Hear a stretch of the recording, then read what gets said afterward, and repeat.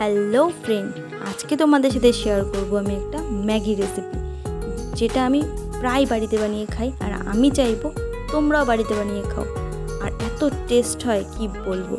এবার আমি তোমাদের রেসিপিটা তোমাদের সাথে শেয়ার করছি, আর প্লিজ কেমন লেগেছে সেটা আমাকে কমেন্টে জানাবে। এবার আমি আগের থেকে কেটে রাখা পেঁয়াজ আর লঙ্কাটাকে ভালো করে ভেজে নিয়েছি। যখন দেখবো হালকা লাল লাল হয়ে গেছে, তখন আমি এটাকে নামিয়ে নেব। এবার নামানোর পরে এবার দুটো ডিম নিয়ে নিয়েছি আমি। তোমরা চাইলে একটাও নিতে পারো বা দুটোর বেশিও নিতে পারো, এটা তোমাদের উপর ডিপেন্ড করে তোমরা কটা নেবে। কিন্তু দুটো নিলে আমার মনে হয় পারফেক্ট, কারণ আমি দুটো ম্যাগি নিয়েছি তার জন্য। এবার হালকা ঝুড়ো ঝুড়ো করে আমি ভেজে নেব ডিমটাকে। এবার যখন দেখবো ভাজা কমপ্লিট, তখন আমি একটা পাত্রে ডিমগুলোকে নামিয়ে নিলাম। এরপরে প্যানের মধ্যে আমি পরিমাণ মতো একটু জল দিয়ে নেব। এবার জলটা গরম হওয়ার জন্য কিছুক্ষণ রাখবো। তারপরে দেখবো যেই জলটা গরম হয়ে গেছে, গরম বলতে মোটামুটি ফুটছে, তখনই আমি জলের মধ্যে পরপর দুটো ম্যাগি ঢেলে নেব। এবার আমি ম্যাগিগুলোকে হালকা একটু ভেঙে নিয়েছি, কারণ পরে যাতে ম্যাগিগুলোকে ভাজতে আমার সুবিধা হয়।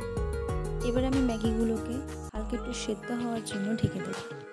যখন দেখবো হালকা হালকা সেদ্ধ হয়ে গেছে, তখন আমি ঢাকনাটা খুলে নেব এবং একটুখানি নাড়িয়ে চাড়িয়ে ভালো করে দেখে নেবো যে যেন ভালো করে সেদ্ধ হয়ে যায়। তারপরে যখন দেখবো সেদ্ধ হয়ে গেছে, তখন এবার আমি ম্যাগিটাকে একটু ঠান্ডা জল দিয়ে ভালো করে ছেঁকে নিয়েছি। এবার আমি কিছুটা তেল দিয়ে নেব, তারপর ম্যাগিটাকে হালকা করে ভেজে নেব। যখন একটু দেখবো হালকা ভাজা ভাজা টাইপের হয়ে গেছে, তখন আমি ম্যাগির পরিমাণ মতো 1 চামচ লবণ আর 1 চামচ হলুদ আমি নিয়ে নিয়েছি। এই লবণ আর হলুদটা তোমরা যার যার স্বাদ অনুযায়ী নেবে। আমি একটু ঝাল ঝাল খেতে পছন্দ করি, তাই হালকা একটু লঙ্কার গুঁড়ো দিয়ে দিয়েছিলাম। এবার তোমরা বলবে আমি হলুদের পরিমাণ নিশ্চয়ই বেশি দিয়েছি, তার জন্য হালকা কালারটা লাল লাল হয়ে গেছে। একদমই না, আমি লঙ্কার গুঁড়ো দিয়েছিলাম তাই কালারটা লাল লাল হয়ে গেছে। এবার আমি আগের থেকে ভেজে রাখা ডিম, পেঁয়াজ, লঙ্কা এই তিনটেকে ভালো করে মিশিয়ে নেব। এবার আমি মশলা দুটো দিয়ে দেবো। এবার তোমরা কারা কারা ম্যাগি মশলা অন্যান্য তরকারিতেও খাও, প্লিজ কমেন্টে জানিও, কারণ আমি তো করি, কারণ মশলার গন্ধটা এত টেস্টি কি বলবো। তারপর আমি মশলার সাথে কিষান কেচাপও দিয়ে নেবো, যাতে ফ্লেভারটা একটু ভালো আসে। এবার আমি কিষান কেচাপ আর এসব যত কিছু আছে সব কিছুকে ভালো করে একটু হালকা নাড়িয়ে চাড়িয়ে ভেজে নেব। কিন্তু সত্যি কথা বলতে এটা বিকেলের একটা স্ন্যাক্সের জন্য খুবই একটা সুস্বাদু রেসিপি। তোমরা প্লিজ একবার হলেও ট্রাই করবে, আমার তো হেভি টেস্টি লাগে রেসিপিটা।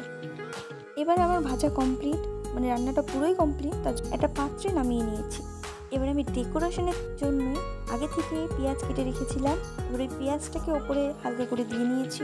এবার ওই পেঁয়াজ হালকা একটু কিষান কেচাপও দিয়ে নেবো, কারণ ডেকোরেশনটা যেন আরও একটু সুন্দর লাগে। সেরকমভাবে সাজাতে পারি না, কিন্তু যতটা পেরেছি ততটা সাজিয়েছি। এবার খাওয়ার সময় ডেকোরেশন আমার কাছে ইম্পর্টেন্ট না, আমার কাছে খাওয়ার টেস্টটা ইম্পর্টেন্ট। এবারে তোমাদের সাথে আমি টেস্টটা কেমন হয়েছে সেটা শেয়ার করবো। আর সত্যি কথা বলছি, এত টেস্ট হয়েছিল কি বলবো।